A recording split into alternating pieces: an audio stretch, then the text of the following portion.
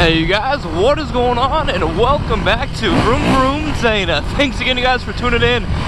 This is just going to be a quick video. I'm going to be going over what happened to my YZ250 for the time it went MIA until the time it got fixed, the struggles we went through, and what the stupid problem was at the end of the day. The hardest part in determining what was wrong with the bike was the fact that we bought it secondhand and we didn't know like how well the previous owner took care of it. I mean, of course they say they took really good care of it.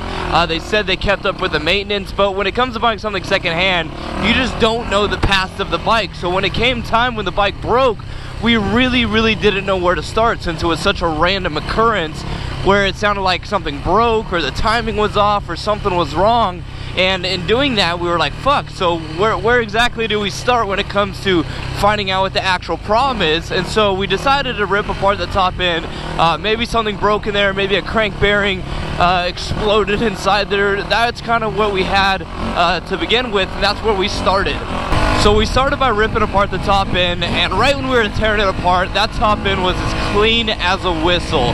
The dude before me ran pure 110 octane VP race gas in it, and not only that, he said the top end only had around 30 hours in it. And again, I mean, it kind of goes back to saying they could say what they want to say when they sell bikes, but this guy really did hold up to what he said. The top end was as clean as a whistle, and in doing that, we were like, well, shit.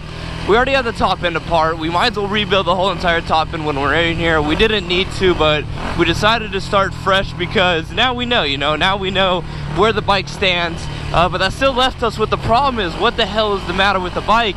And why won't the bike start if it's a top end? And we're pulling on the crank too and the bottom end, and the bottom end seemed to be perfectly fine also. So we were honestly pretty stumped. So all in all, we knew how to do something with timing probably, since when the bike did stall, it did backfire and completely just kill the timing on everything. And we're like, okay, if that happened, then it probably has to do something with timing.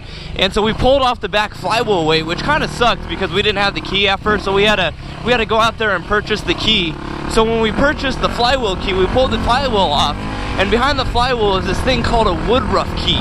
And what happened is the Woodruff Key actually exploded into 3 different pieces.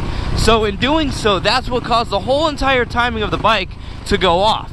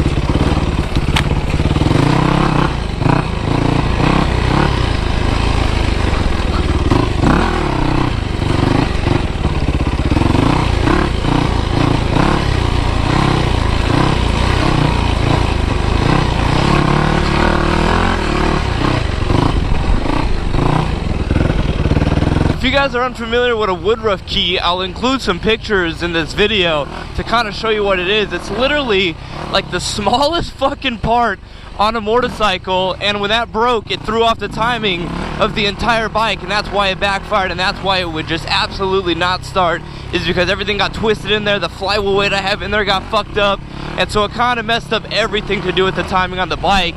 And I mean, although it sucked because it took us so long to figure out what the fuck the problem was, it was cool because it was only a $3 part. So something that could have cost a lot of money, I mean, you never know. If it was a bottom end or something like really expensive broke, it could have been a lot more. So although, like I said, it sucked ass, for being a $3 part, at the end of the day, I'll take that over a lot of other things.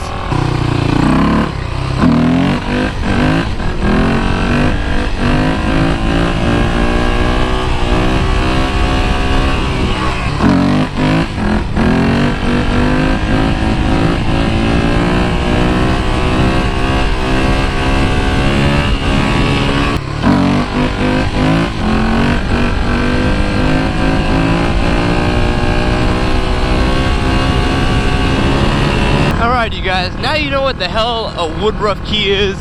And if you're just tuning into this video because you're subscribed to me, thank you so much. I'm glad you guys were patient enough to figure out the problem with me. And like I said, it ended up being a $3 part, which was kind of bullshit. But then again, better than being something super expensive. And if you're tuning into this video because you're just now learning what the hell a Woodruff Key is, I feel the pain, man. I absolutely feel the pain when it comes to finding out the problem of why the hell your bike wouldn't run. So thanks you guys for tuning in. If you're new here, be sure to subscribe. And yeah, thank you guys so much for the continuous support. And I'll be sure to talk to you guys in my next video. And that is Vroom Vroom Dana out. And I'll talk to you next time. Deuces, my friends.